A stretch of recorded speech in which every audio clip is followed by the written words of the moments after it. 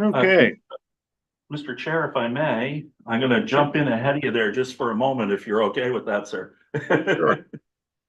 I just want to thank all the members of the committee that are here today. We have a pretty full agenda. I wanted to congratulate Director Hayward on becoming our chair of the Community Development Committee.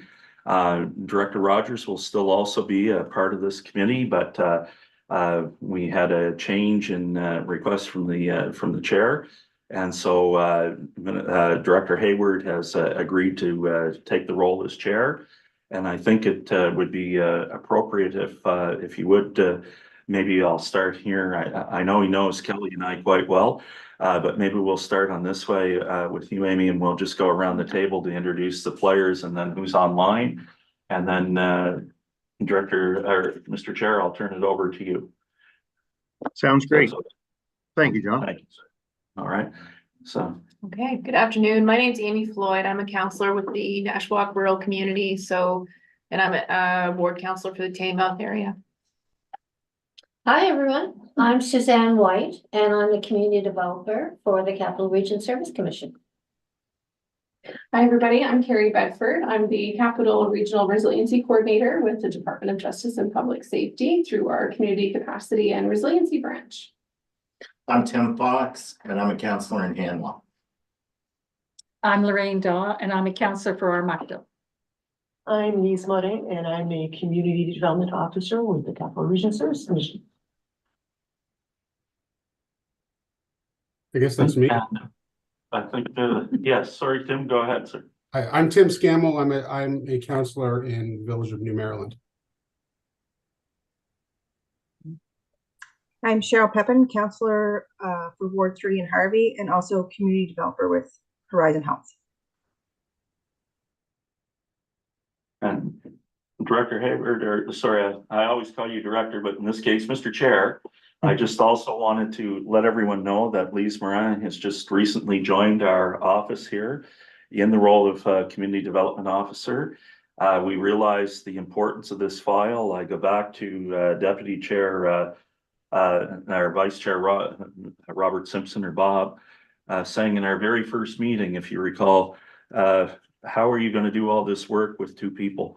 And so we've heard, we've listened, we're trying to do our best. And so we welcome Lise to our team. She's a great addition, also fluently bilingual and has a wealth of experience in dealing with people, tracking things, and scorecards as well, which I know many of our directors like. So at that point, Mr. Chair, I'll turn it over to you finally. Thanks. I guess I'll give myself a little bit of an introduction as well. David Hayward, Mayor of Sunbury York South Rural Community. Looking forward to seeing what this committee can bring together as far as traction and improving our communities as a whole. So on that note, I'd like to call the meeting to order. And Kelly, we have everyone in attendance? Yes, we do. Perfect. Can I get an approval of the agenda, please? I'll move to approve Amy Floyd. Seconder? I'll second. All those in favor? Aye. Aye. Approved. Any conflict of interest to disclose based on the agenda? Any conflict of interest? Undisclosed. Next item on the agenda, the Regional Transportation Study Update. Brett, do we have Brett ready to go? Mr. Chair, we don't have Brett online. However, I do have a video from him. So if you want to bear with me, we're getting high tech these days. If I can find it.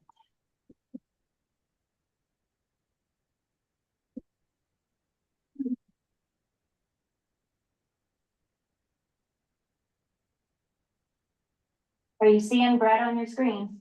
Yeah.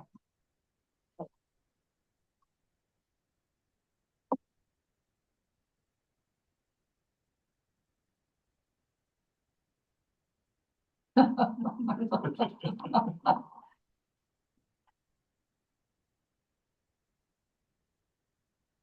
can't hear anything. Alright. Not as loud as it can get there. That might blow us away. Kelly, if I could, when you share, there's an option to share audio. Is there? Sometimes that's the. Would it be under, advanced options maybe?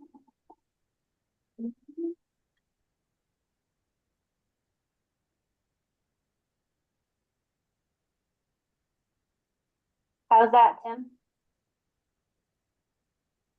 Still no sound for me either. Oh.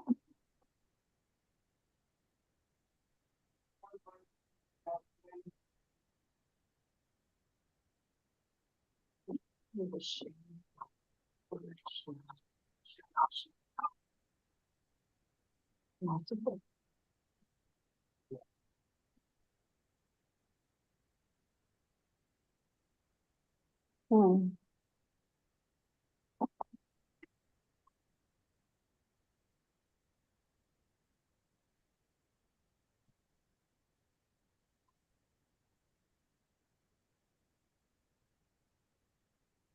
A pool of glass there.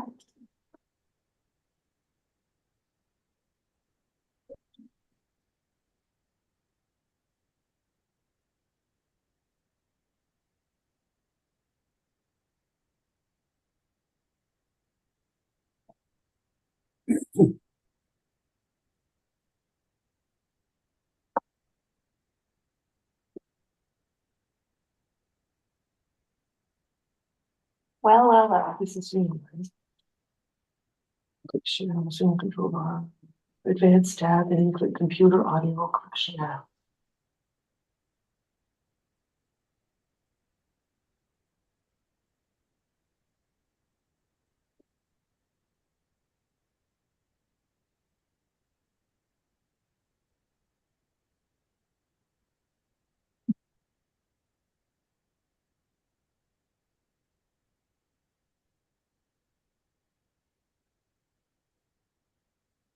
Do you wanna go into something Yeah. else and perhaps I can get Johnny to figure this out? Yeah, not a problem. I think it's that. Hey, Cuban, are you still able to proceed with trying to get that to work, Kelly? I will certainly try. Okay, then we'll move on to the next item on the agenda. I will turn that over to John. Thank you very much, Mr. Chair. Today, and you'll get a copy of this presentation. I apologize that it wasn't shared in advance. Received this just talking with the Department of Environment and Local Government and other departments yesterday. Just received this. We received it at the CEO meeting last about a week and a half ago, but did not receive any copy of it at the time.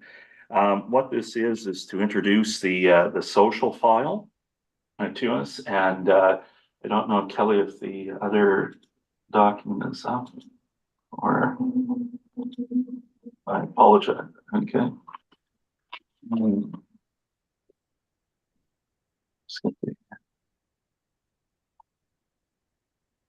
Which one? It's the social file. Might be right down there, yeah. Social focus.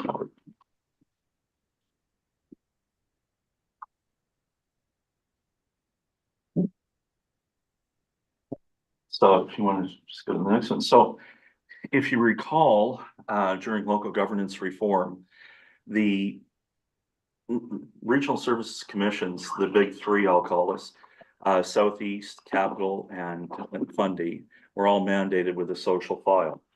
And in terms of that, we're looking at homelessness, mental health, and poverty reduction. And also within that same frame is physician and healthcare recruitment. Physician and healthcare recruitment is right now, we have community promotional funding program monies that have been working through the RSC. It's $50,000 a year. Year one, it was 100,000. And we have two committees. We have one in the city that was established by the city of Fredericton and one that was established by the town of Oromocto. Those two committees are now working cooperatively together. They still exist independently in many ways, very unique and specific needs, but we are working, both communities are regional in nature. We being Amanda Foy and myself meet with the committee usually every 6 to 8 weeks as we try to keep in touch. And it's the heads of both committees in terms of that and Horizon Health. And we're expanding that intent a little further this week. We have a meeting with them tomorrow, and we'll be reporting back to the board on those activities at our next board meeting. But in terms of the social focus here today, why are we doing this? Well, the introduction today is to propose, introduce the proposed social focus mandate framework, highlight the benefit of implementing a framework, and discuss timelines and requirements for the implementation. I want to begin, because I'm going to go right into a next slide about an approach. I want to make sure that all the members are aware that the government has assured us that this is not a downloading of services to the RSC or to the municipality. This is a coordination role, is an approach where we can fit. The municipalities and communities are closest to the ground. They know what's happening in their communities, and we are there, a coordination tool and a support mechanism to bring all of these groups together. There are many groups that's a poor choice of words, that are in this space in terms of that. When we first had Suzanne come on board with us, our Community and Inclusion Network Coordinator, Suzanne came in and we asked her how many people are involved in the social file in the region.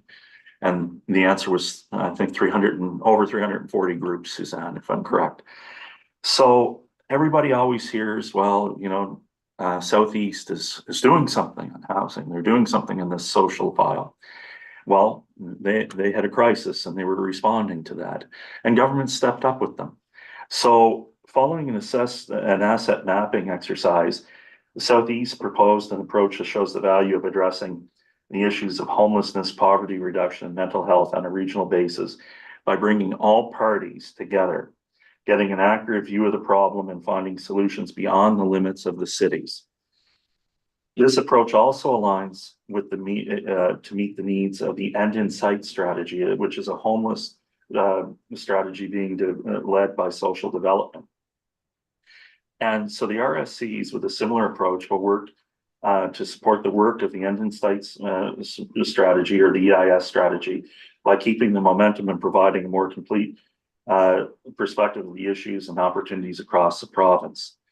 So the rationale in the white paper, we all knew this was part of what was being proposed.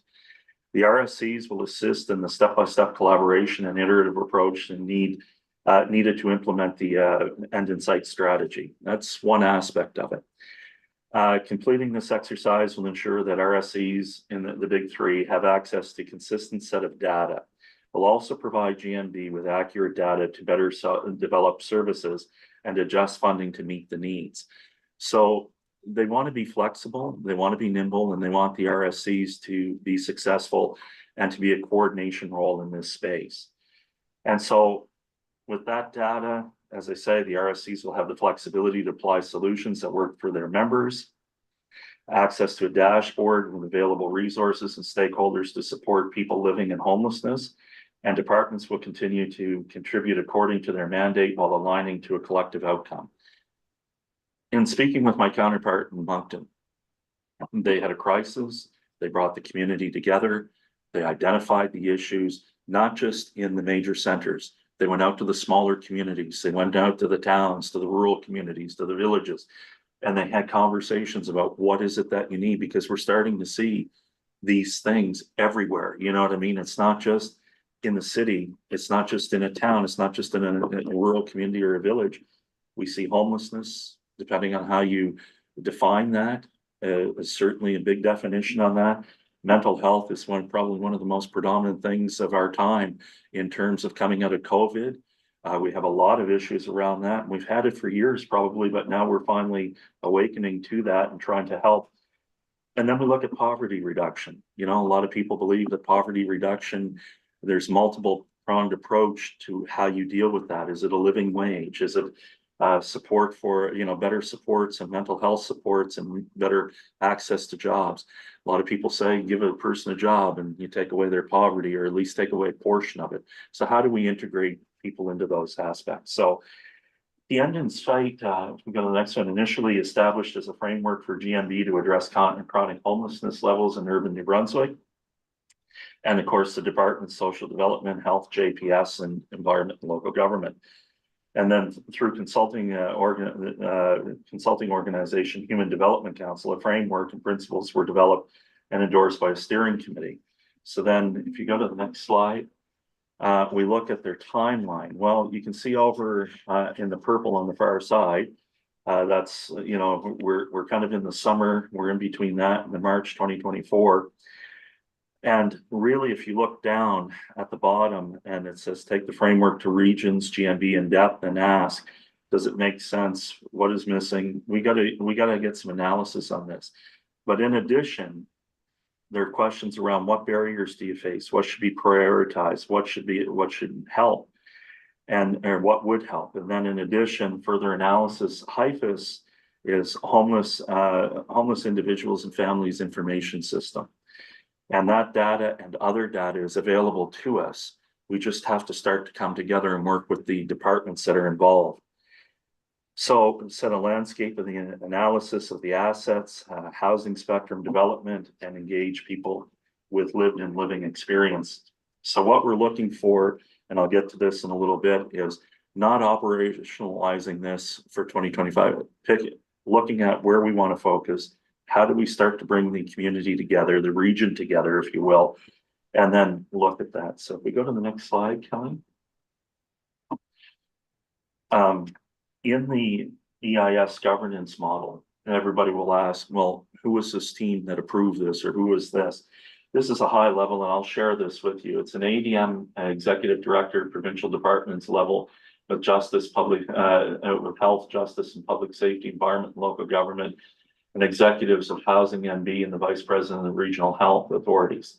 And it's given a time frame and a look of direction, but what we're looking for is their regional coordination teams, and then they have teams set up all around the province that would work with us. And if you see, we're number 2 there in the central region coordination team.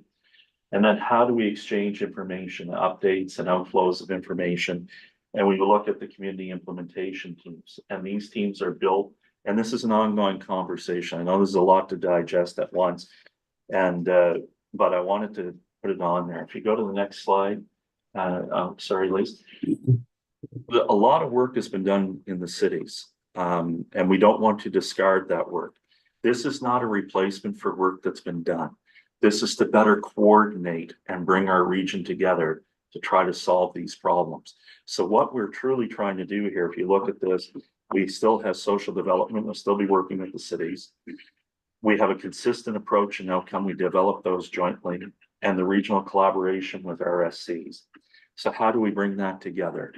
Well, then if we go to the next slide, they talk about interdepartmental alignment.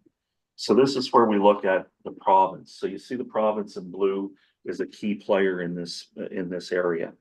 We have the regional service commissions in the green, and we have local governance in terms of that. So our members and really the people of this committee, and what they're looking at is a consistent approach and outcome. So, you know, we provide a fuller, more accurate picture of the problem and opportunity in the regions to support solutions on a community level.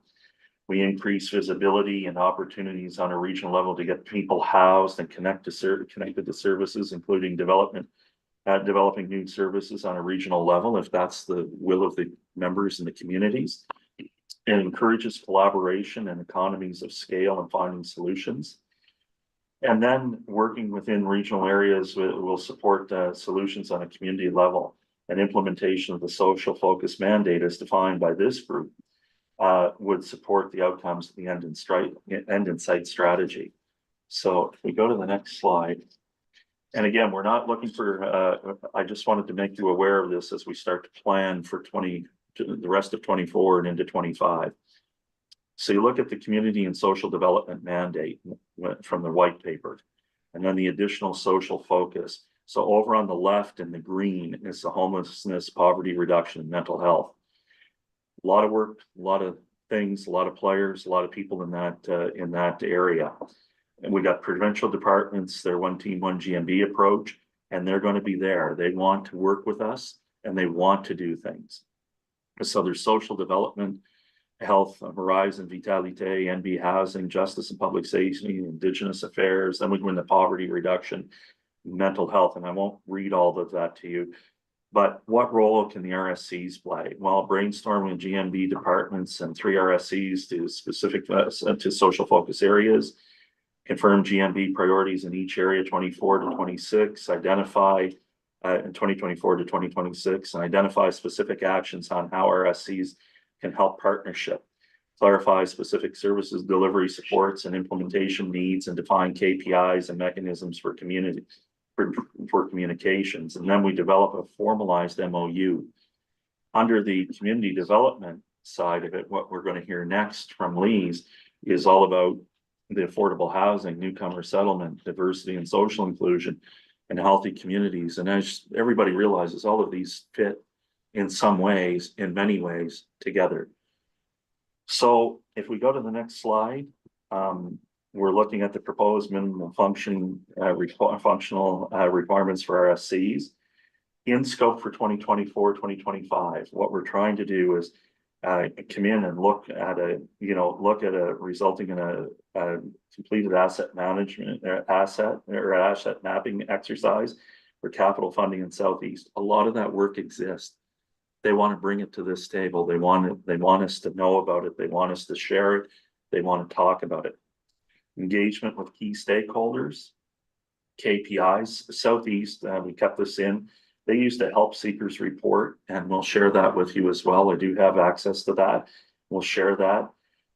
There's supply mapping, data collection, and dashboard so that we can all participate and we would have access to it. So then really what they're looking for, if we go to the next slide, Cal, input, in terms of your first impressions and how do you feel our RSC state of readiness is for taking us on, and what conditions need to be in place for this to be successful. This could take up the other hour and a half of our entire meeting. I really just looking for I know this is a lot of information, but the province has assured us. I met along with the other 2 large RSCs in the province. And Carrie's here from Justice and Public Safety. I don't want to put her on the spot on resiliency. We work very cooperatively together in many ways.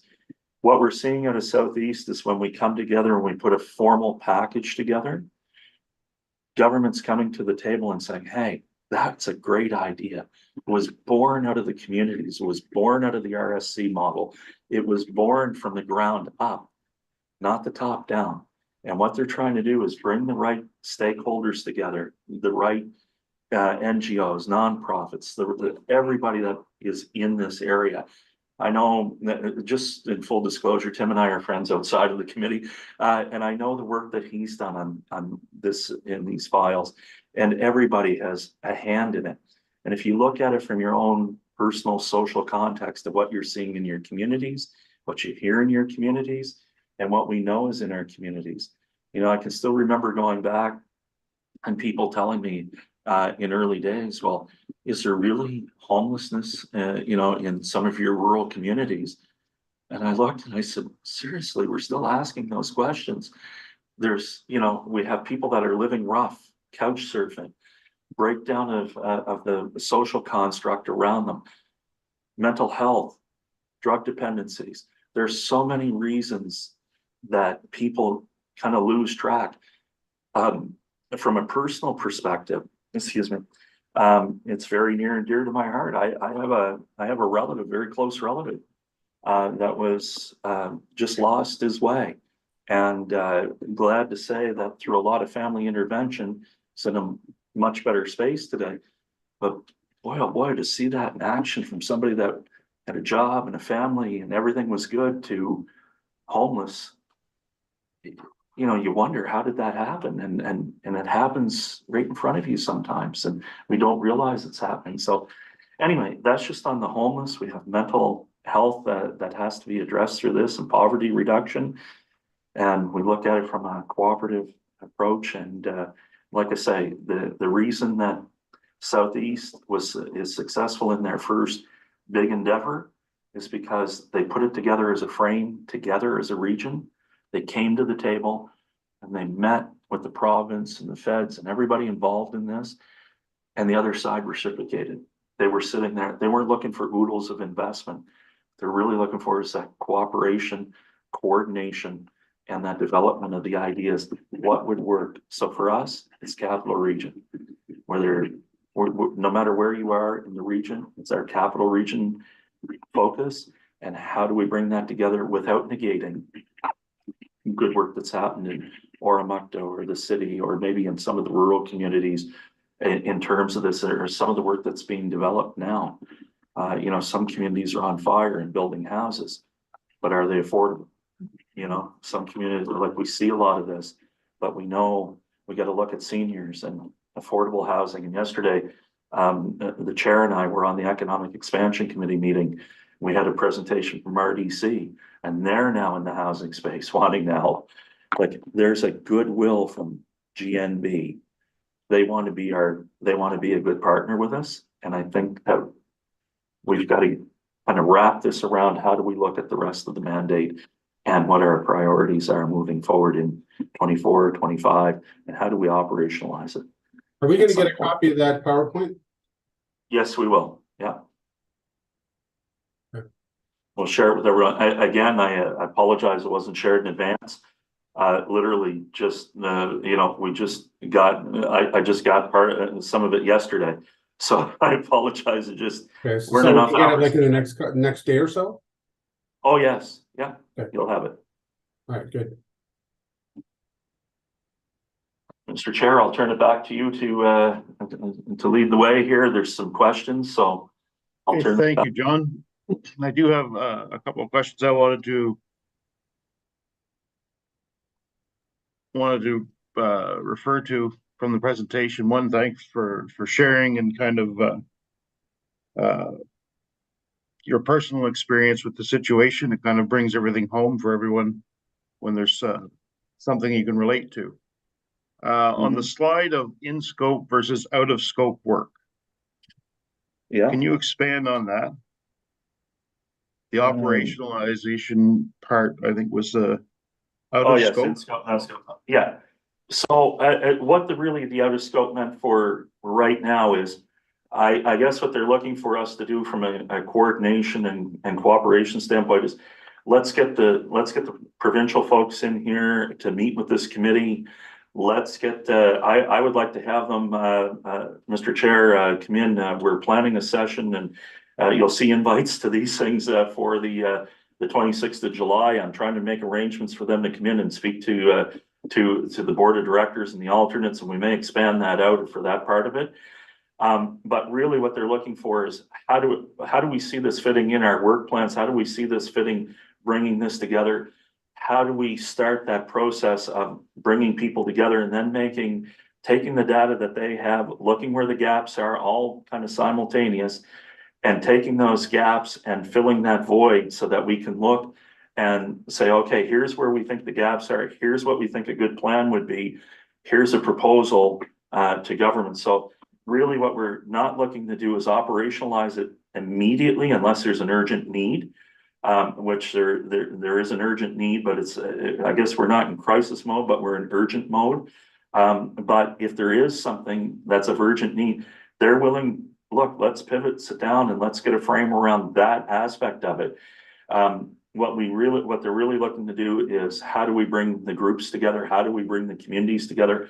And how do we set a vision for what this RSC wants to do and make data-driven decisions that actually have true outcomes to them? I don't know if that answers your question or not, sir. Yeah, no, put some more context to it. It was just I wasn't I wasn't very clear on exactly what that was stating, so. As well as what was going to be actionable from this committee, so. Any other questions? Director Fox Sorry, has a Tim? question. Yeah, so it's not really a question, but I wanted to bring forward, just yesterday, I read a recent study that was done, completed in May, published in May. Canadian study that said that for folks over 50, more and more folks over 50 are finding themselves homeless. And more people in shelters. So it's gone from about 15 years ago from somewhere, I think it was 16% to 32% now of people in shelters are over 50. And the primary reason isn't many of the reasons that we normally associate with homelessness, but it's very simply that there's not been enough income collected over the years to have anything, a nest egg to put away, combined with the fact that housing's at like just not affordable at all. So these are the kinds of folks now, seniors and people over 50, who are now experiencing more and more homelessness. And with that, people who are over 50 are more like somebody in their 70s in terms of mental and physical health once they're experiencing homelessness. So it results in a rapid decline in their physical health. That's so true. I see it all the time where I'm at volunteering, and it's sad, especially when they come in. I'm 75. And I see a person and they tell me how old they are and I say, oh, come on. But then they just want someone to talk to is bottom line, even though you've got to get 500 patrons through in a month. But it's sad. They've been in a place, you know, where they've had support, or they're widowed now and they don't have that, and thinking they would never be in that position because they're actually embarrassed. But once you get them through the door and into the system and talk with them, they get there. But it's sad that our society has come to that, but the reality is, it is. And it's not like people I know that I've talked to say it's the young people, it's not the young people. You know, we have new immigrant families coming in that need us to be established and get started. And many of them have said, it's amazing what's available to them. Oh. Thank you, Lorraine. So sorry. So I don't talk often. Let me talk when I do it. That's darn Brett McKay, Brett McRae, sorry, that's that guy. Sorry. Okay, were there any other questions for John regarding any of the PowerPoint that was presented? And then you say that will be available to everyone? Yes, John? it will, sir. Thank Yes, it will. And Mr. Chair, I just want to make it clear, I'm not a subject matter expert on this in any way, shape or form. I received this presentation for the first time at a CEO meeting with the province and other departments. And I just wanted to let you know that this is not something I've been working on behind the scenes or off the corner of my desk for any period of time. I'm coming to this group as the group that's vested with this to look and seek for that help and direction. So. Okay. Any other questions or comments? Go ahead, Tim. Thanks. This is the one that's going to get me in trouble. So I hope we don't dither on this. And I'm concerned, John, when you talked about like this being built from the ground up. That concerns me because we already know that there's amazing models around the world that work. We pretty much know how to solve these issues. But what's needed is political will to do it. And so I just hope we don't spend a whole lot of time playing around in the weeds before we kind of get to the job. Thanks. Mr. Chair, if I may, maybe what I should have said, it was built from the RSC up. Maybe that might have been it, in all fairness, is to take it and look at it. How do we make it for what our region needs? There's models out there. There's models happening in our region right now. Some of them very good. Some of them are working. Some of them are, having a little trouble. They're getting their legs under them. But how do we bring that together and break down the barriers that we're coming to take it away from you? It's not the intent. The intent is, how do we bring everyone together and how do we work as a region? And hopefully solve this problem. Thanks for that clarification. Sorry, thank you. To expand on that, it's my understanding that it's done in collaboration with provincial and other entities that are already in place, but add our own flavor to that. Is that correct? Absolutely. That was that Okay. slide with the circles on it. So if you have Yep. something, the cities have a great, most cities have a process underway in this field, whether it's 1, 2, or all 3. And we're not there to take that away. We're there to, maybe that's a great model and we can all learn. How do we share that model and how do we build it together into all aspects of our region? Thank you, John. Any other questions? Comments? Kelly, I'll refer to you. Did you have any success with Brett's presentation? Let's hope so. Here we go. Okay.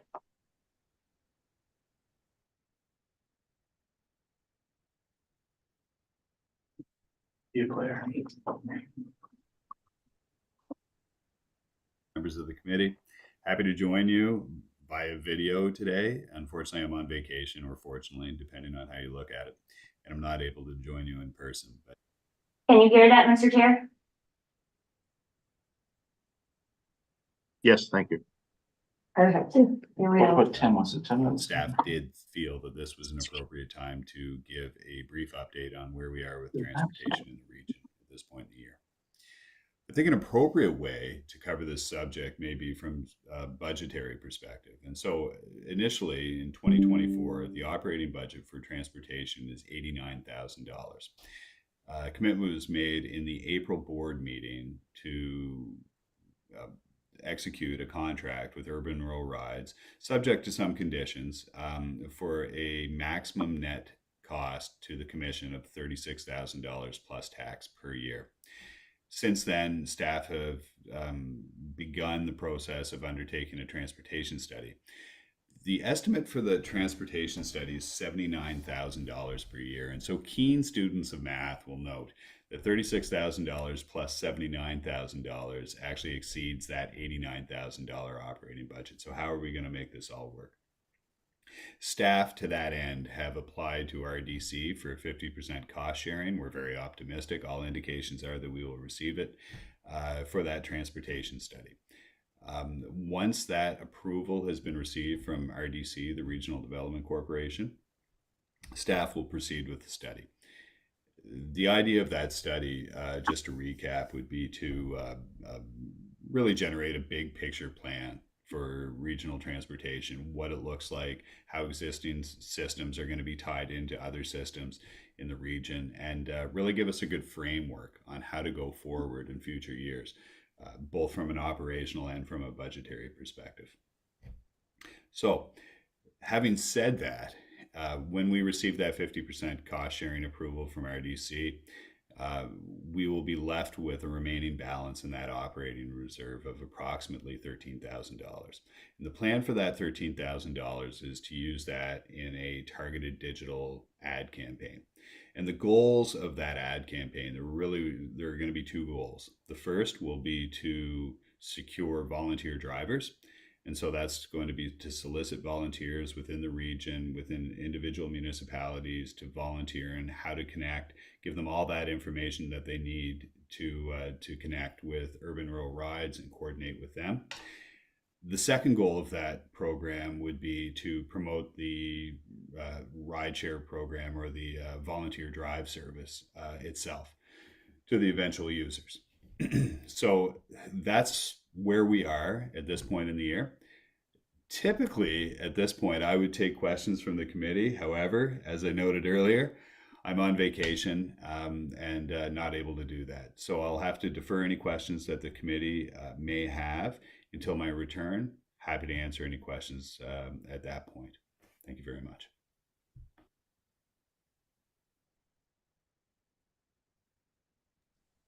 Thank you, Kelly. It's a bit of an unusual situation not to have any question and answer or discussion after the fact for the group, myself included. I definitely had some questions to take away from that. On that note, Mr. Chair, if you would like, I'm familiar with in terms of, just looking at the general overview of what we want to accomplish on that, if there's anything I could try to help answer for you at this time, as opposed to waiting for a response from, some email questions, if anyone has questions. put that out to the group. Were there any questions from anyone in the group? Yes. Do we know how it's working in different pockets? Because I know it's not really working in Oromocto greatly, and I think one is because of the lack of drivers, but I think it's also the lack of what the program's about. The education part. Yeah, and I think that's An where, excellent sorry, Mr. Chair. Carry on. Go ahead, Tom. We'll get used to this.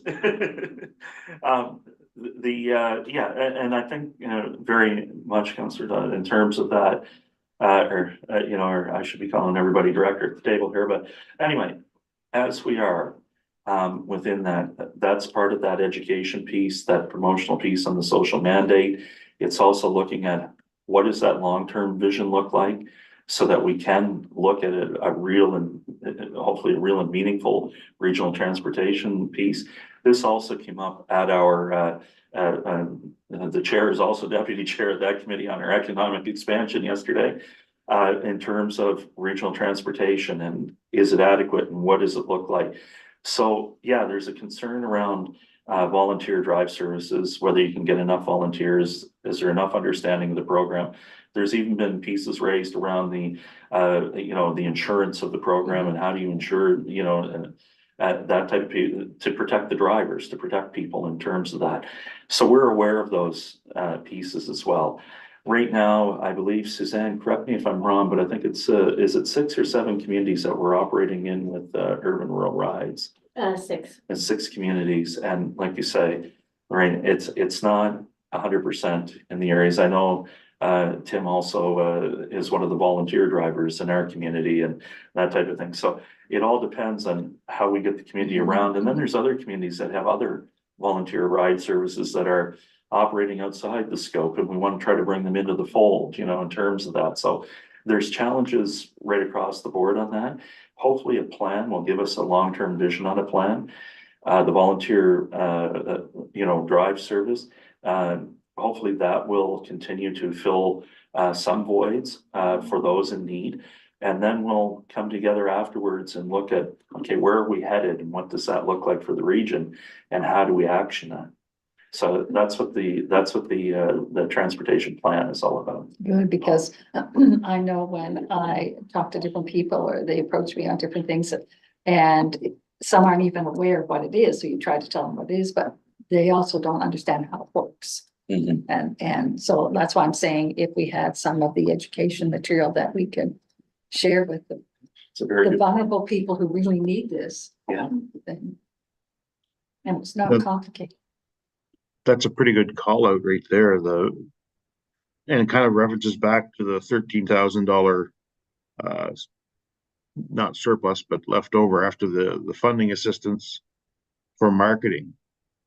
Now, is that might be something we would need to look at to petition for additional funding this year or next year, whatever the case may be, to better promote the program so it can be utilized better and maximized better, both from a user perspective as well as a volunteer basis. Anything to add to that, John? I think it's an excellent idea, Mr. Chair, and I'll turn it over to him. I guess I wasn't on this committee from the very beginning, and so I'm really trying to understand how we got into the direction that we did with the dial-a-ride service. So more than 12, 13 years ago, I helped get a dial-a-ride service running in Sussex. And the intention was that it was for folks that needed healthcare. So people that weren't getting treatments. And we kind of had the understanding that there would be some other users, but that it wouldn't be a widespread, system. And so that's really the problem that I have with the dial-a-ride service. We talk about the province not downloading stuff to the communities. We've got these AI services coming out in the province, so we could actually be hiring people real jobs and paying them real wages to do these services. And the other thing is, like, a dial-a-ride service is never going to support a low-income family that has to have 2 vehicles because 2 people work in 2 different communities. So by having something that's more accessible to everyone, where you can get to your workplace in the morning and get back in the evening. Like, we looked at the stats a few months ago. I think it was like ballpark $10,000 to $13,000 a year that people could save on transportation by going down to 1 vehicle. I wouldn't hazard that in the very rural communities that most people would get rid of their vehicles altogether because it's just, there's safety concerns and things like that when you've got a family, but like, everything seems to be in the dial-a-ride funnel, and it makes me very stressed because I can't see any other future where there's like a more robust system that is funded. And again, we're the only province in Canada where the provincial government is not actively funding public transit. And I feel like there's a look over here kind of thing happening all the time, right? I really appreciate the grassroots community effort. I think we should all be doing things in our communities, but it's not a full solution. It's,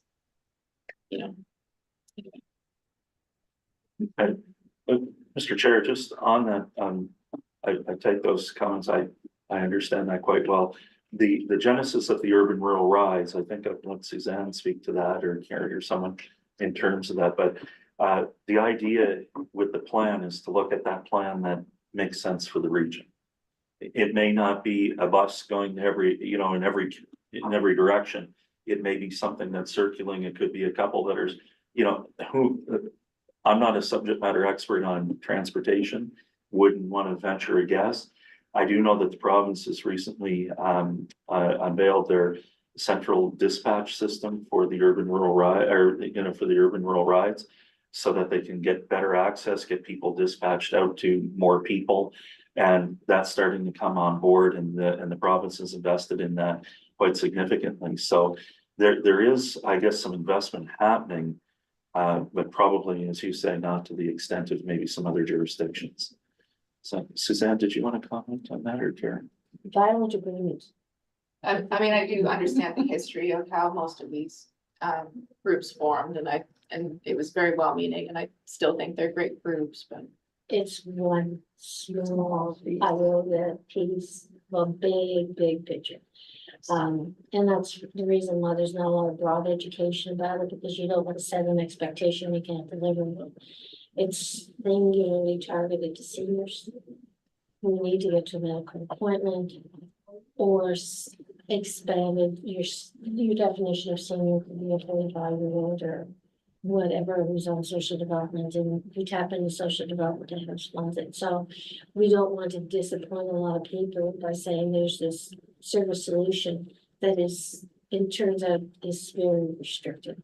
So we capitalized on an asset in community, which were the volunteers that through their generous offer of their time and their vehicle are willing to make rides happen. And we protect them with lobbying with the insurance companies to make sure that they are adequately covered. And they're not treated as a commercial entity like a taxi cab. Yep. So those concerns have all been put to rest. But it's just as you're saying, in a rural community, there needs to be a lot more options available when it comes to transportation. Thank you. Just to touch on both of the comments just made. You had made reference to some work you had done in previous communities with regards to public transit versus rideshare programs and such. What other solutions, or what were some of the other obstacles you had run into in that work? There was never a particularly robust discussion around other opportunities. Like I believe probably almost 20 years ago, there were some in that community in the Sussex area, there were some private companies that were doing van trips around, and that seemed to work out quite well. But I think the regulations make it too challenging for private companies to get into the space.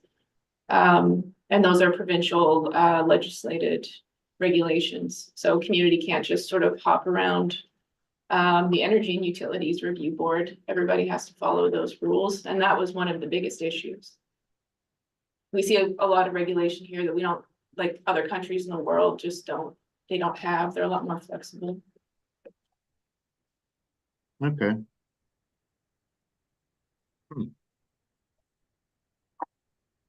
Energy and Utilities Board. Okay. Any other comments or questions? Yes, Tim. So I couldn't agree more. Again, I think Urban Rural Rides provides just a small little portion. And it's in desperate need of drivers, especially in Hanwell. I think I'm staying in Hanwell that does that. But I think there's also, you know, I think we really have to think differently and start, there's such a bias towards individual automobiles in this province. We are the only province that doesn't fund public transit, which is unbelievable. And there's also a huge need for accessible transit. So that's a real need in the rural communities that, quite frankly, I don't think we should expect rural communities, small villages to have to come up with a solution for that. I think that needs to be a regional solution, and it needs to be in our regional plan. Because I know there's people in our own community in Hanwell, in wheelchairs who have no way to get to town. They just have no way. Urban Rural Rides is not capable of doing most of those things. It's rare. I just got a call this week actually from Urban Rural Rides saying, you know, here's a situation with somebody with a wheelchair. We're trying to figure something out, right? And the expense of those individually to be able to have like a mobility van for each municipality and then hire a driver and have it on, it's ridiculously expensive, but that's something that should be regional and not just confined to the big cities.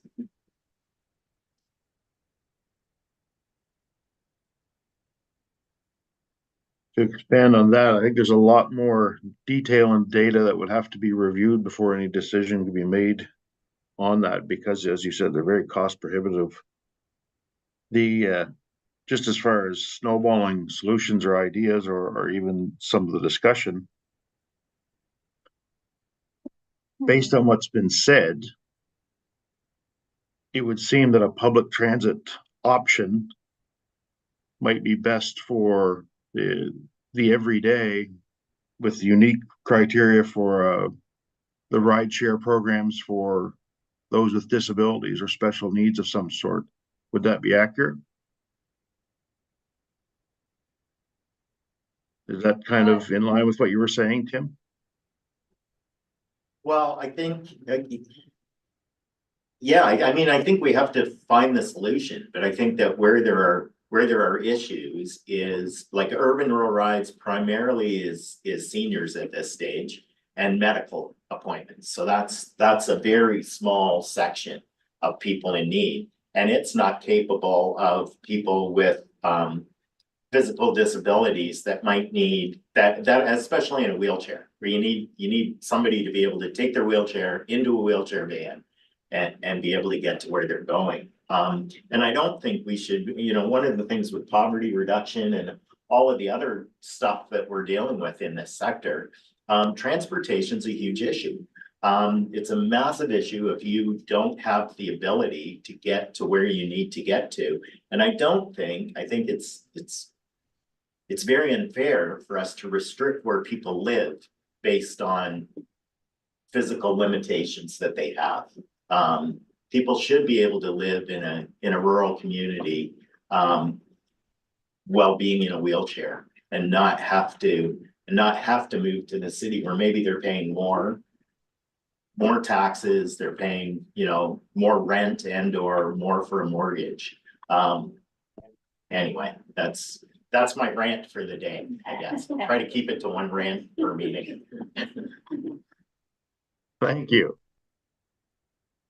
Any other questions or comments on that piece? Mr. Chair, Carrie had a question and I believe Amy had a comment. Certainly, Carrie. Yeah, I just wanted to, I guess, validate that I am hearing a lot of this as well in a rural community, so I'm in Arcadia. And it's not, it almost is an opportunity to kind of lean into that feedback, because most of the experiences that I'm hearing is, you know, a typical senior, when they do get to go on an outing, it's not just for a medical appointment, they're stopping for lunch, they're stopping for groceries, it's that social factor that has that return on investment just as much as that medical appointment. So even, you know, opening that window just a little bit could have some of those impacts on what that ride actually does contribute to. So that could be an opportunity for expansion of that mandate as well. And a lot of the, you know, in terms of promotion, one of the things I did want to mention is that at our regional resiliency table, a lot of those folks that are serving clients that would access those services are starting to learn and share. So it is a really great way to kind of, you know, infuse that into communities through organizations or volunteers or what have you, so they are aware of what's out there. I'm okay, actually, you can go ahead. I was just going to say that I agree, the transportation impacts every other thing that we're trying to do. Because if you don't have a ride to get food, because you don't have anything, if you don't have a ride to socialize, I'm just thinking of the seniors who get out to socialize it in a group setting. If they haven't got a ride, then what's the point of having that for their mental health? Like it's pivotal to everything else that we're doing, I believe, but it's also one of the biggest challenges, and most expensive. Very good point on all fronts. Any other questions or comments on those pieces? Yes, John. Sorry, Mr. Chair, just very quickly. I do believe the province is working, to Amy's point, on the UB or the ERB regulatory framework around the ability to break down the barriers on the transportation systems within that. So there's some work afoot there, or maybe have already been done. I will look into it and report back to the committee. Thank you. Next item we have is Don's going to speak to the group. Is that correct? So Don is actually out, he's actually at a doctor's appointment right at the moment. He's not feeling very well, and contracted some form of a bug and didn't want to share it. So Lise is going to make our presentation, Mr. Chair. We can certainly appreciate his consideration on that front. All right, well, I guess you've received the monstrous table that was in your package entitled CRSC Strategic Plan Commitments for Community Development. As a newbie, I developed this tool, but with an existing tool that Suzanne had already prepared. I just added to it, and I keep adding to it. It's kind of a live document. And it's a tool that, you know, Suzanne, Carrie, and I have been using, and as well as Dawn, and just to kind of get a lay of the land and get an idea of what is in place, what programs we support, and then slowly we're starting to add ideas at the bottom. So just to give you an idea, because when I arrived, I did a lot of reading. There's an awful lot to know, but the first thing I guess that I read, because I'm thinking, okay, I'm going to need to report on this, was the strategic plan and the actual implementation guide, just to find out what was the board's wish in terms of what kind of work we would be doing in community development. But then I quickly learned that it wasn't just our strategic plan that was an important document in terms of the kind of work that we're doing. We also had the GNB initiatives, the Regional Development Mandate Guide, the ESIC OPT. Well, I read the OPT 3 work that was being done. But because Suzanne was involved in a lot of the files with E6, she was able to give me an idea of what the OPT four pillars would be coming up, the kinds of priorities that we'll be working on, according to the responses they were receiving in the information and consultation sessions that they were having.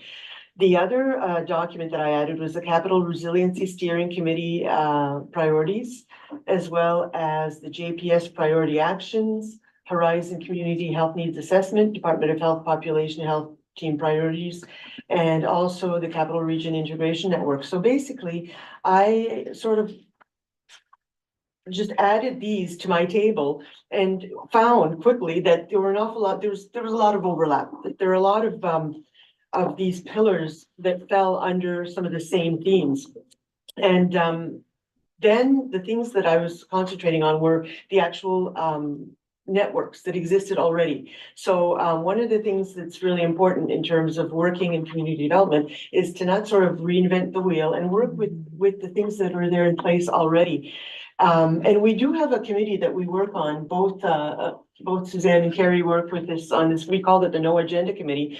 But basically there are people from United Way, from Horizon, from the city of Fredericton, so the social inclusion folks. And we meet once a month because there are a lot of these initiatives that we're all sort of working on at the same time. And there's a lot of information sharing that goes on, a lot of networking, and that's the thing. We want to break down silos. We don't want people working alone on things. We're looking to share our resources, share our information with other people. And so I've also listed some of the existing networks and existing programs. This is, as I say, this is a live document. It's forever changing. And I keep adding to it as I learn and as I participate. I've been shadowing Miss Suzanne in a lot of the work that she does. And it's a great way to learn when you're actually hands-on. And so the third part of the document, it's actually, and this was prepared by Suzanne. These are all ideas that she came up with for each of the pillars that we're responsible for working in. And again, we keep adding to these. We've been sort of digging down and developing a few of these, but I guess in determining my role in working in community development, one of the questions that I've been asking is, you know, when I walk into a place and I say I work for the Capital Region Service Commission in community development, what I need to know, I guess, from this committee and of course our board and everybody is, are you looking for us to sort of lead these projects, to convene? Is our role a convening role? Is it a supporting role, or are we building skills capacity for our regions? And so I'm still at the beginning stages of this position, and that this tool is something that we're going to keep working on. But I guess that's just a little explanation as to, you know, my understanding of my role and the kinds of things we're working on. And we're basically looking to receive information from you as to what kinds of things you would like us to focus on, and what kind of role you would like us to play in community development. I'm not sure what else, if, you know. There's any questions? Yeah, if there are any questions, or if you'd like us to talk about, there's something else that I guess I wanted to make you aware of that is going on next week.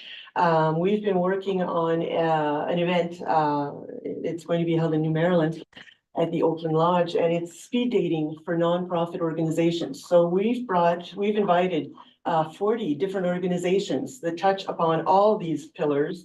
You know, the seniors file, the food insecurity, the housing crisis, just different people who work in different areas, including the folks at United Way. And we're going to actually have them date each other, and we're going to match up these people.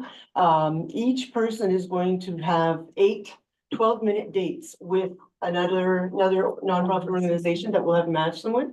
And there'll be an opportunity to network also after the date if they want a second date. So we also have some time at the end in case, you know, they haven't dated the person they would have liked to have dated, and they can network and plan a second date. We'll have all the tools ready for them, and some coffee and sweets. So it feels like a real date. We have to bring chocolates or? There'll be sweets provided by Jobs Unlimited, one of our important partners, and some coffee. So, yeah, this is a first, and if this works well, we'll invite another 40 nonprofits and organizations and match them up. And I think Suzanne had said that this came from a suggestion in the consultations that ESIC was having. Somebody thought that this might be a good idea to get some of these nonprofits together, because there's so much information that they can share. There are a lot of resources. One organization may need a meeting room and another organization may be able to share that. Another one may need some information or some resources that the other one. So anyway, this is, there are already some networks that exist right now, but we'd like to increase that number, you know, the number of existing networks. Definitely some outside of the box thinking with that networking tool for sure. Thank you very much.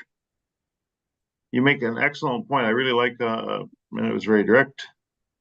What are the committee's thoughts and focus, and what is the committee's vision for how active your role should be and what should be the focus? That's an excellent question for the committee. Sorry, Tim, you had a question? Just a suggestion under housing. Yeah. I got a couple more for you. Okay. So John Howard Society, Yes. because They were on there at one point. we have 58 units, so, and 12 neighbors. Yes. Wonderful. Thank you for that. You're welcome. See, they were so obvious to me, I didn't even have to sit there. The air that I breathe. Yeah, just snub it. It's okay. I'm used to it. Where would I be? But this table continues to grow, for sure. We're going to keep adding to this tool because it's an important reference tool for me anyway, and I Yeah. think for the rest of the community. John Howard Society is on there. I thought I remembered seeing it. Not on this page. It says housing. Under the integration network? Could be that I put it under a different spot. Yeah. I did this a little while ago. I've kind of forgotten what. In a different spot, yeah. But we need to be under housing too. Under the housing file, yes, absolutely. And that's an excellent point in itself, that the scope of some of these organizations covers more than one pillar at the same time. There might be something in that as well. Any other questions or comments? Yes, John. Mr. Chair, I'm sure you're going to get to this next, and I hope I'm not absurding the next step here, but I guess overall, in looking at what we would like to try to achieve today, is a sense of what are those key priorities or areas in which we want to take this mandate. I mean, it is just huge in scope. We know the social focus, well, that's been mandated to us under the act, so we're going to have that. But where maybe ask, I would like to hear, and I'm sure you were heading this way, but I'll try to prompt here, or maybe I'm being rude, and I apologize if I am, but looking at it from a position of where do we want to go next? What does that look like? You had one, Mr. Chair, that you were talking about, perhaps we need to look at that in terms of looking at the overall budget, putting something in the budget, I believe it was around the regional transportation on communications. And maybe that's part of it as well. Regional transportation is starting to, as we said yesterday, an economic expansion was one of the things that was on the table. We know it's part of the social fabric. We did have direction to go and do the study from the board, but it would be nice to make sure that we're still all aligned in that. Looking at our social focus on alignment, and then where are those key pieces from this rather large piece of work that are happening with Suzanne and Carrie and Lee's, and that they're doing on behalf of the region in the area. What would be, if maybe we could ask, what would be your number one or two focus in that so that we could really frame on that. Maybe it is housing, so that really fits nicely under the social mandate. Maybe it is mental health, and that fits nicely. Poverty reduction, but poverty reduction fits nicely with regional transportation. I'm just spitballing some ideas to kind of stimulate the kind of thinking that maybe we'd want to understand. Anyway, if I overstep, Mr. Chair, I apologize. I'm filling in for Don today. I'm not Don. Not at all. Actually, Elise's comments, and that was kind of the segue I was looking for into that. What the committee's thoughts and focus feel it should be, and what those actual next steps to try to get some traction on moving some things forward.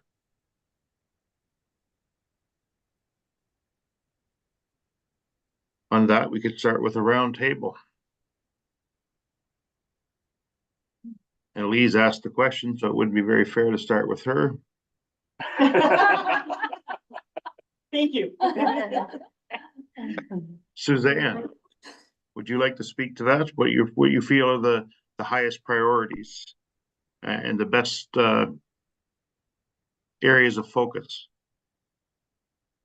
It's, I'll reference at the start back to the chart.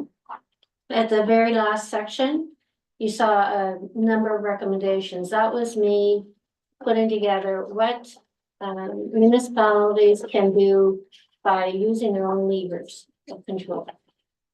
Prime example is reducing or eliminating fares for targeted groups on public transit. For example, a number of municipalities, youth under 12 don't pay. So that's, you don't have to get government provincial improvement. You don't have to seek other funding. It's, these are no cost policy directives that a municipality can action on their own. So just put forward a bunch of ideas that way. Then you take another look at your, what's happening in community, and you have all of these organizations already have a lane that they're operating in that, picks off a number of the different social issues, be it housing, be it mental health, be it food security. And so it's appreciating that for as much as they're doing the work that they do, are there things that we can do to help build their capacity to be even more effective at what they do? Speed dating for nonprofit sounds like this fun, cute little idea.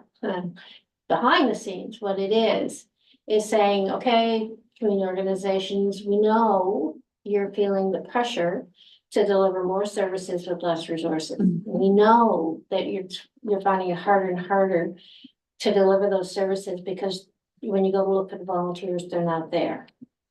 We know you're even challenged to get enough members on your board to have a meeting. So maybe we need to look to each other for support. Let's get in a room and we'll put on the table, here's things that we can share. Like, we're a church and we've got great meeting facilities. Oh, Wilmot Church has the best acoustics everywhere, and it's got the technology to record events and so forth. So we put that on the table, but they say in return, what we're looking for is we're operating food security services for our folks. We're giving out gift cards, and we could actually use some more funders, or we need another delivery mechanism. Can you help us strategize? Because you are a greener village and you're the expert in that. So let's have them have a conversation about what they can give and what they can get. That's all. There's a number of things that can be done to help organizations that are doing it by finding the right way to insert the Capital Region Service Commission to deliver capacity building. But then by being in the field and talking with folks, and it came out really loud and clear in the poverty consultations. That's what I was kind of eyeballing you too. Because in each of them, we ended up at the same point at the end of the meeting as we did in Hamlow, which was, you know what? People are feeling isolated. People don't have the networks that they've had in the past to get the support that they need. And the gentleman ended up at 50 years old being homeless because he didn't have the support network anymore. He didn't have the friends, the family. He didn't have the financial result. They have the seniors who are isolated at home because there's no one that can even give them a ride to the library so they can avail themselves of great programming that's happening. And the seniors are desperately in need of breaking out of that social isolation. And what came evolved out of these consultation meetings was the consensus that, you know what, we've got a lot of resources just if we look to our own citizens, and how are there ways that we can get them engaged back in community? And it could serve two purposes, one of which is to provide a wealth of support in our community to address this crisis of social isolation and the need to connect with services. But on the flip side, there's the benefits to the individual that steps forward and volunteers, who in and of themselves through the act of volunteering can feel connected with community again, can feel that they're contributing, they're adding value, that they're appreciated for what they had to offer. And so there's a way of activating our citizens groups, and that's what came out in the recent ESIC poverty consultations, that need to revitalize our volunteer sector. And beyond that, to even look at informal volunteering. It's the neighbor who looks over the fence to the neighbor next door and says, you look like you're having a hard day. Can I look after your kids for you? Go take a walk in the park. And, you know, I'll see you in a half hour, an hour, and then maybe I'll go take a walk in the park. You know, look after my kids. Like, how do we help each other out? In particular, it came up in conversations on resiliency. Because when you think when that crisis happens, when that tornado hits, when the flood waters rise, when the fire is burning around the city, it's not the fire truck, the police truck, the ambulance that comes up the driveway to help you out. And it's your neighbor who says, Suzanne, I know you live alone and I wasn't sure how you were managing it. So I just want to check on you, see if you're okay. If you're not, how can I help you? So how do we bring back that spirit of community and build it in advance of the tornado, the flood, and the fire, so that those system supports are there for us when we need it? So that's, it's trying to find, you know, how do we best support the activities that's already happening in community? It's how to best align with provincial mandates that are already happening. And I think a missing gap is how do we activate our citizenry to become more community involved. It is. I don't think they heard you, Lorena. It's so true. You know, our generation maybe has started resuming it, but our generation underneath us has not. You know, they don't see the value because they're a me generation right now. They've raised their children, so now it's a me generation. They'll get there, but we can't wait. You know, the society that's happening now didn't happen as much. It was there, we just didn't see it, right? For whatever reason, because we were involved in raising our own, but it's becoming more and more, and they are seeing it when young people in their 50s, I'll say that, are making comments about certain things. I'll say, Tammy, that was there. You just didn't see it because it wasn't something that you were conscious of and involved in, you know. And we've got to start building that capacity because situations are not improving, they're only getting tougher. Yeah. Food costs are rising, affordability issues are prevalent, cost of gas is going up. We're going to be hit with those out of the blue scenarios where a family member becomes ill and all of a sudden you've got medical costs, or a climatic event happens and we're all in trouble. It's like, we can kind of foresee this is the direction we're headed in. So how can we best activate as many leaders as possible to build that resiliency and capacity in our communities? You talked about the car situation or the 2-car family, they need that. It's getting to the point where, yes, they need it, but can they afford it? So one parent stays home to look after the children, so she doesn't have to pay for daycare and pay for the gas and pay for the insurance. And they go down to a 1-income family and have to rely on help from somewhere else. And that's becoming more. Yeah, and that second person that stays home could be a valuable contributor to our economy with a unique set of skills to Exactly. offer. That's, our community's being denied. Because of that situation, whereas, you know, a ride share, a bus could have solved it for that family and others. And the ones that I run across that come back who have gotten a job, they're so excited to be back into the workforce again and contributing. That it kind of sometimes just brings tears to your eyes, because we take what we're doing or have done for granted. I'll speak for myself for that, but, yeah, so it's finding that balance and making it work, but we've got not pillars, but we've got so many different things to work on. Yeah. It's spreading, everything's so thin, so where do we choose what is the highest priority, I Yeah. guess, and then how everything funnels into that. But it's appreciating that we're not starting from ground zero. No, that's for sure. but that's- Tim's working his butt off for General Health Society to make sure that things are happening on the homeless front and the situations are improving there. And so you think about it, there's a bunch of plates that are already spinning. Thanks to the work of all these organizations, thanks to some funding that's coming to them from the province and from philanthropic activities happening in community.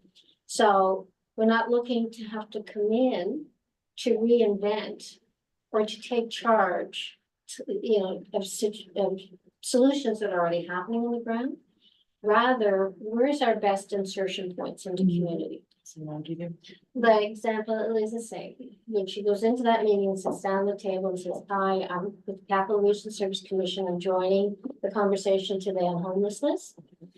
And they look at her and says, so what did you bring to the table? Okay, just to get back on track, Suzanne, for your areas of primary focus for the committee would be to activate the citizens and building capacity through the people as they are today. Is that, am I accurate with that? I think that's an insertion point in that there's no one actively engaged in that front. That's, you know, directed at promoting volunteerism in our region.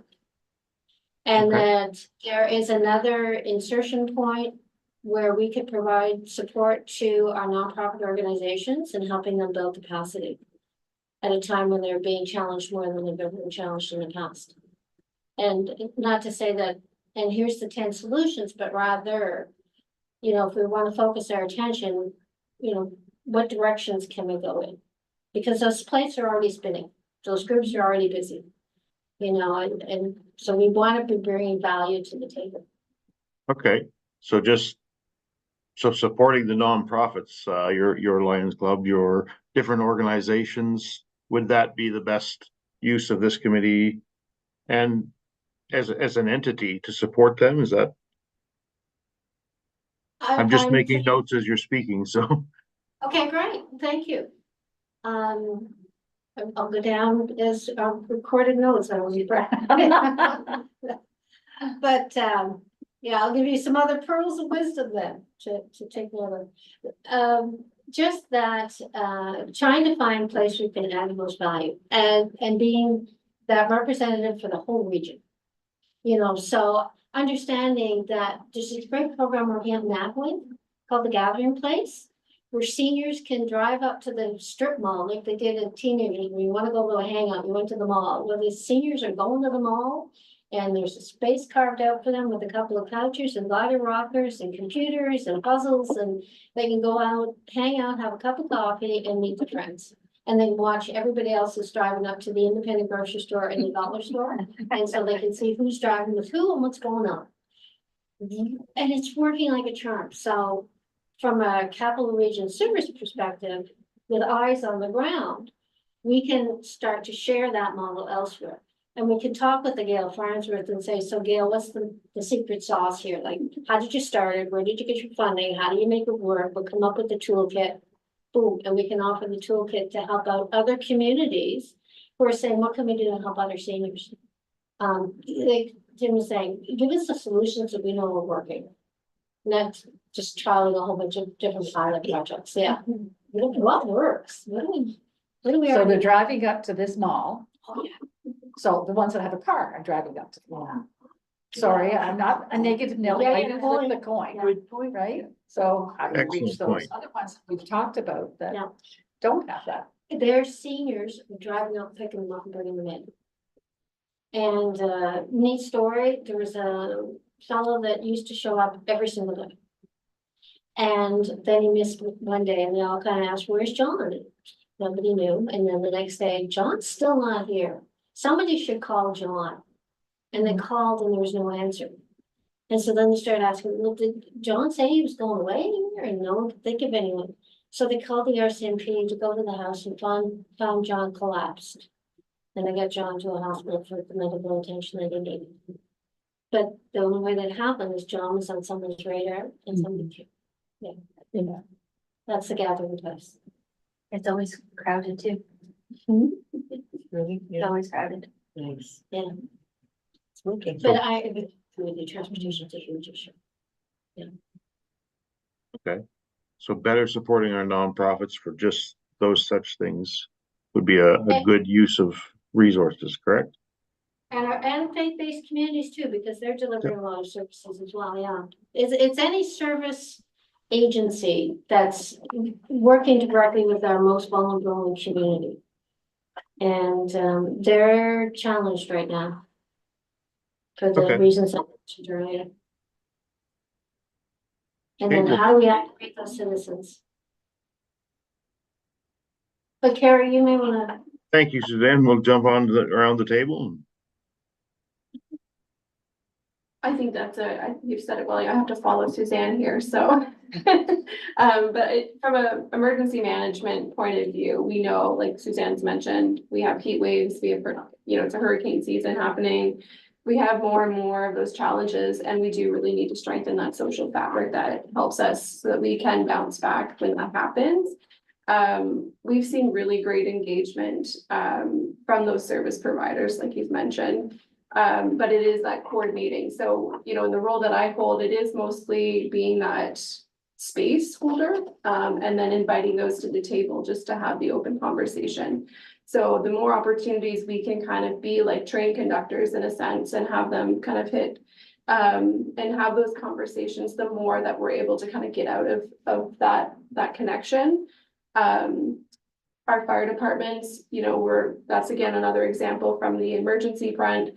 They're struggling with volunteers. How do you get people engaged? They're the ones that host most of your family fun days. It's a trusted partner in your community, and everybody just needs resource. So like in a way to almost put all of those hats in a room per se and say, what can we do together?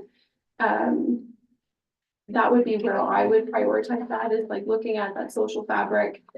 How do you prevent social isolation? Because then more people are willing to kind of come out from their homes and perhaps, contribute in that sense. And if you look kind of historically as well, I know myself growing up, my family grew up in a church, but then I didn't continue that myself, right? So I've lost that sense of community on a Sunday. My partner's in the farming world, and that was very much, you have your farming community. That's not happening as much as what it was at one point too. So how do we foster those community spaces if that, previous practice from the generation before us doesn't really happen nowadays? So I think if we're able, like I always joke with Suzanne and Lee, is that my community is my pickleball club, because that hits everybody from age 7 to 97. Which wasn't there before. And it wasn't there It before. evolved, right? Right, exactly. And so, very much the same situation of that gathering space. If Nelson's not at pickleball, we're gonna go check in on him. So, it has that return that gives and gets, and it just fosters that connection. So, and then think what it does for mental health, yeah, That's- yeah. you know? It's all connected. Yeah, it's all connected. And even like, we're in the heat wave right now, but our municipalities can't do this alone. They're also struggling, of course, you would know, to engage citizens, and, you have committees and how do you keep them engaged. So, they also have a role in that security, that sense of identity in the community, but also responding to those crises. So like if you have that touch point with your members, then that it's all relevant. So that would be my number one, I would say. Okay. Thank you very much. Tim, you're next on the table. Okay, so for me, I guess there's 3 areas that I see as priority. Number 1 is transportation. So for me, transportation is an area that has always been done municipality by municipality. And this is our opportunity to do something at a regional level. And I think we need to do more than say, oh, these are best practices we're willing to share with you. I think we need to have a real, honest transportation strategy that ties all of this together. I look at this, I'm gonna get myself in trouble again, but I look at this as the Regional Service Commission really is regional government. We just don't like to call it that because people don't want another layer of government in New Brunswick, but that's what it is. And so here is our opportunity. Here, well, it's all directed by people who are elected, so it's regional government, like it or not. Second rant. But second rate, that's right, which I love. I actually love regional government. I actually wish we had regional government in this province. But here's an opportunity to do something really at a regional level. So let's do it right. And let's not, like I've heard before, comments like, and not today at this table, but I've heard comments before, things like, well, we can provide best practices for you on how you can do that transportation in your community at your cost. It's not gonna happen. Like, we just can't do it. We need to use the power of being one big region and do this and get this right. And I recognize that it doesn't mean, there's gonna be a bus every half an hour running out to Hanwell and out to New Maryland and XYZ, right? But we do need to come up with something. So for me, that's number one, because we need to change the culture, because we do have a culture here that just doesn't want to use the bus, right? And I've heard it in my own community from very prominent members of the community who are quite proud of the fact that they've never taken a bus in their life, right? And yet people who come from other places, and it's something that we hear with immigrant families, and it was the number one thing when they talk to kids about racism in this community, the number one thing that came up was transportation. How transportation and racism managed to come together, I'm not really sure, but it was the number one thing in that group that came up that said the number one issue they have is transportation, right? Because if you don't have transportation, you're discriminated against, you're seen as something different. That's where all the racism comes in, right? Because it's seen as only poor people take the bus, right? That's who takes the bus. Poor people who can't afford a car.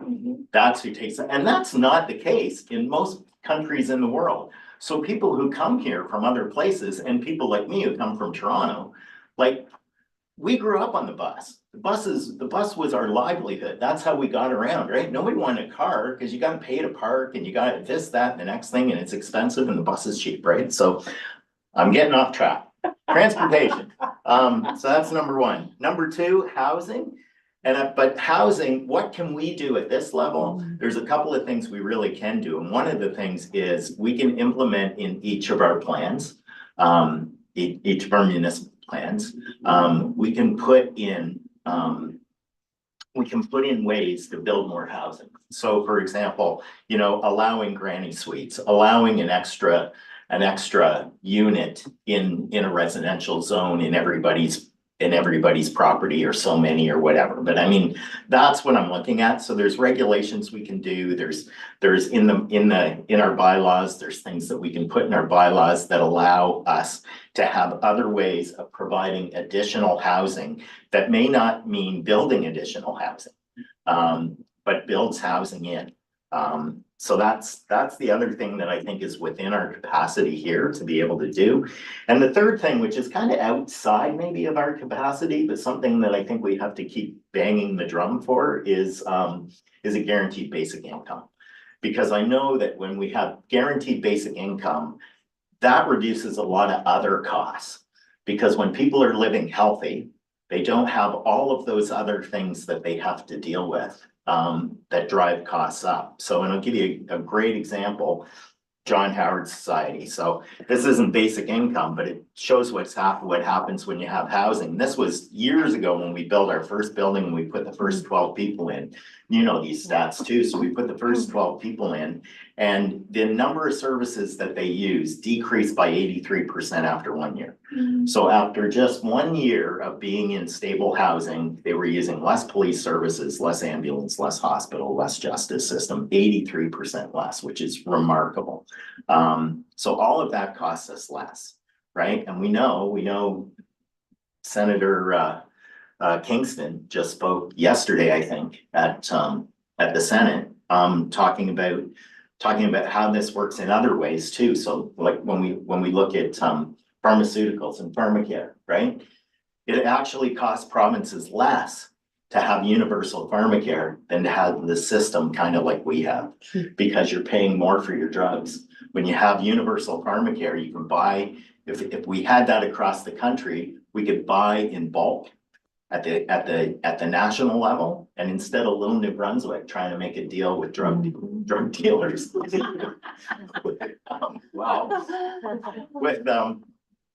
Pharmaceutical companies. thank you, that's what the word I'm looking for, yes, not drug dealers, with pharmaceutical companies. You know, you can save a lot of money. So I think that that's the other thing that we have to get people's heads around with these things. And this is why I think these are the three things that we need to do, because I think it's not all about the money. Often you can save money when you implement things the right way, and they're actually more cost effective and not less cost effective. Thank you. Thank you very much. Well, I've And already Lorraine. said, I've already said a few things. I certainly agree with these ladies. But when Tim was speaking, I made notes because we have recently been having housing discussions. And the light bulb came on. It's how we think of housing. When, like, I read an article, probably the same article about changing the regulations on housing, allowing for the granny suites or the extra things on your lot of land and that. And I think it was just recently I read that and I thought, man, I know that our PAC is looking at different things, you know, to make that, but when people think housing, automatically think affordable apartments, affordable homes, affordable this.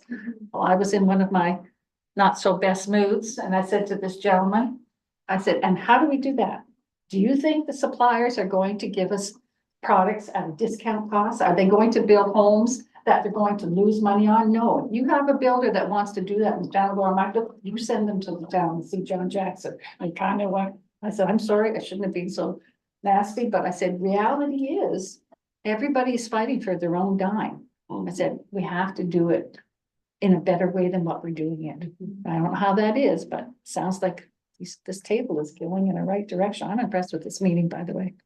I could just add to that. Good to hear. Mr. Chair. Might Yes. I just respond to that, Mr. Chair? Thank you. Certainly. Yeah, and another way of doing it is I think we have to not always think that people who provide houses are for-profit folks. So that's the other way. Now the issue becomes the cost of construction and the cost of those materials, and that's the challenge, right? Yeah. But I look to an organization like John Howard, right? John Howard isn't making money off of those apartments that we have and that we build, right? But that's good in terms of that type of clientele that we want to serve. So if you're serving somebody who's been experiencing homelessness, you can't expect to take them off the street into a building, wrap services around them, but then also expect them to pay $1,500 a month, right? So you have to, part of the housing crisis and dealing with that is also looking outside of just for-profit housing to do that. Okay, thank you, Tim. Habitat for Humanity is one who does a good job at that, but they're just minimum. One at a time. Yeah. Cheryl. Would you like to provide your areas of focus or ideas for traction? Yeah, sure. I think we probably would all agree on a lot of what the priority areas are. I had affordable housing and transportation as well. But I'm just thinking, you know, what we can do around this table to, I guess, support the groups that are already working in those areas is where my head is going. So the whole thing about increased collaboration, I think what they're doing the Southwest region is a great example of that. But then also like Tim, I'm trying not to get myself in trouble here, but I think oftentimes what prevents those groups from, I guess, moving forward with solutions is the systems that are in place. So do we have a role to play in identifying what those challenges might be? And I'm going to use the word advocacy here. Do we have a role to play with that? I guess it's a question and a suggestion. Can you expand on that? Give a little more detail on? Yeah, well, I guess I'm just thinking you're like suggesting the example that Amy had about, trying to implement community transportation, community busing, I think she said, and whatever regulations were in place that prevented that. Those are things that maybe we can identify, and can we advocate for changes to those sorts of things that hinder very simple solutions that the community is asking for, but they can't put in place. Okay. They can't do as individuals, but perhaps as a group or as a larger entity or as a regional resource, there might be more opportunity. Is that? Yeah, I think like it goes to what Tim was saying, we bring a larger voice to this table. We represent the whole region. And so can we use that voice to advocate for changes for all areas in our region? Okay.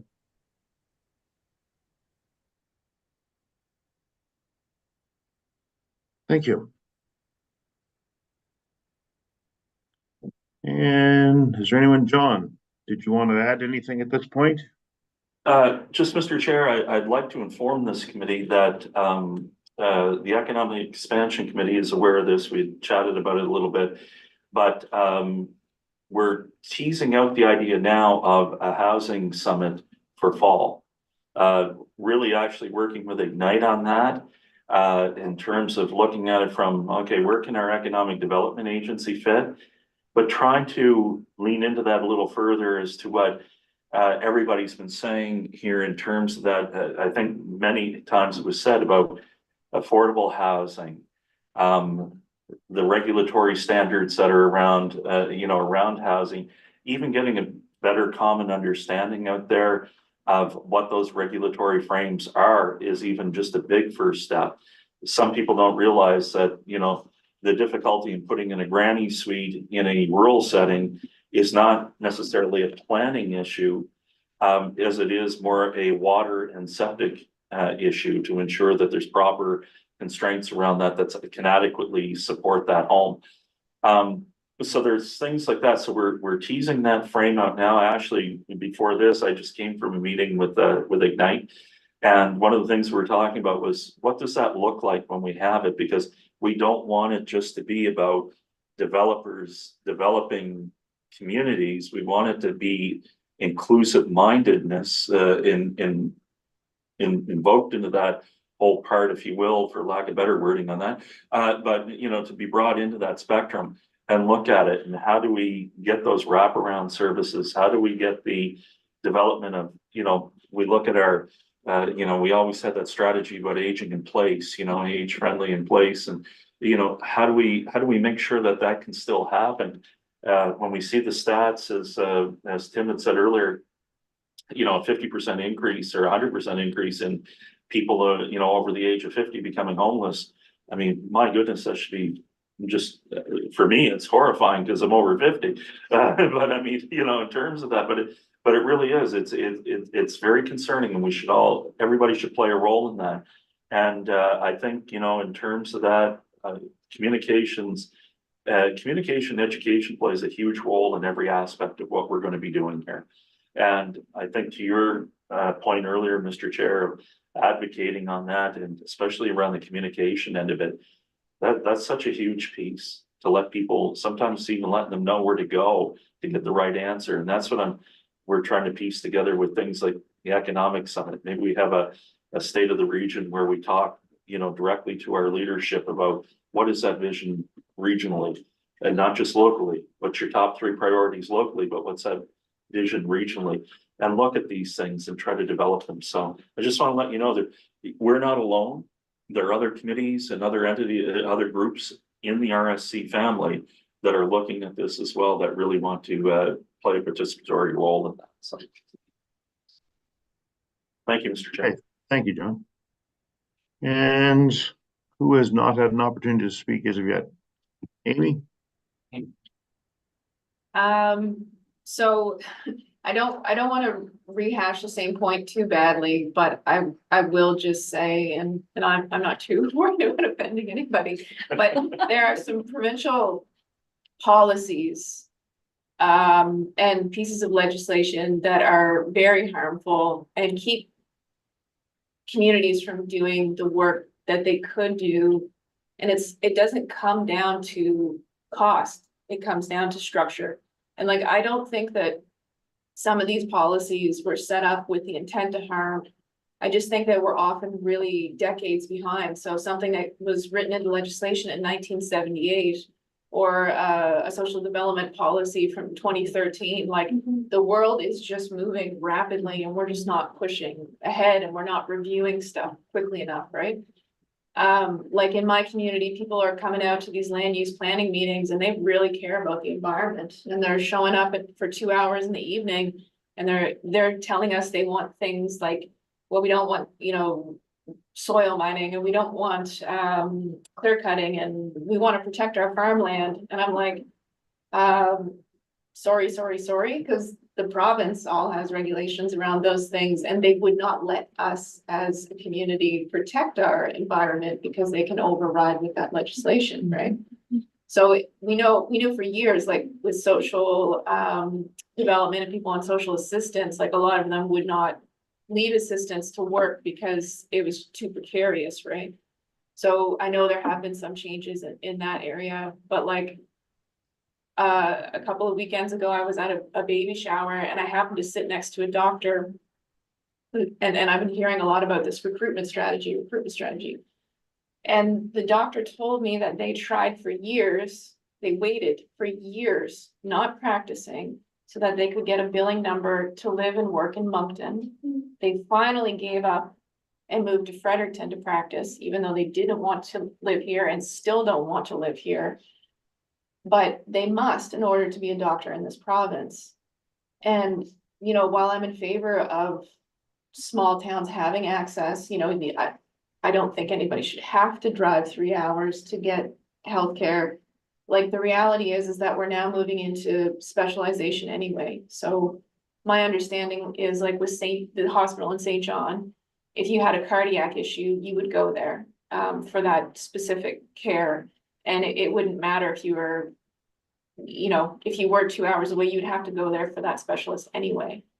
So, I kind of wonder, like, all of these regulations around billing numbers and all this kind of thing, like, what if there are actively people who have been having issues and they get diagnosed with cancer and it comes out that they've had it for 14 months. They've now gone into another stage of cancer. They've gone from first stage to second stage just because they haven't seen a doctor, and that person maybe is like the head of a family or like a leader in our community. So like, how are these little regulatory, catches, like they're doing a lot of damage.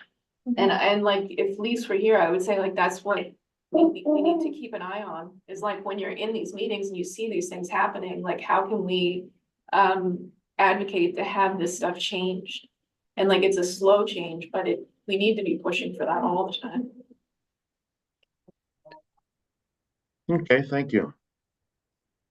So everyone's had an opportunity to express what their areas of focus should be. There were some very common themes throughout. And there was definitely no issue with rehashing the same ones, because that was the goal, the purpose of the conversation. So transportation being one of the primary focuses for sure. So we have 10 minutes left in our allocated time. any thoughts on next steps or action plans? What the committee can ask other groups for?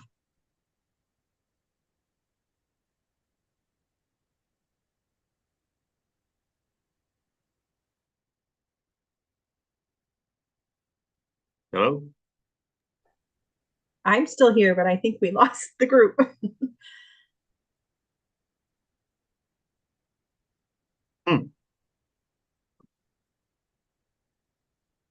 I think you're correct. We're down to 4 participants now. Oh, no.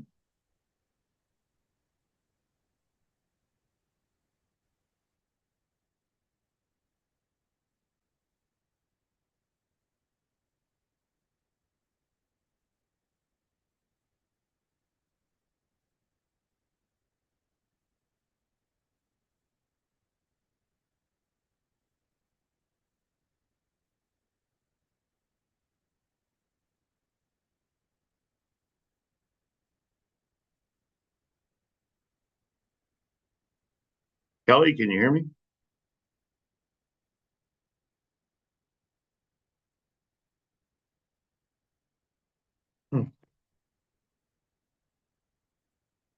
Okay, they're trying to bring it back.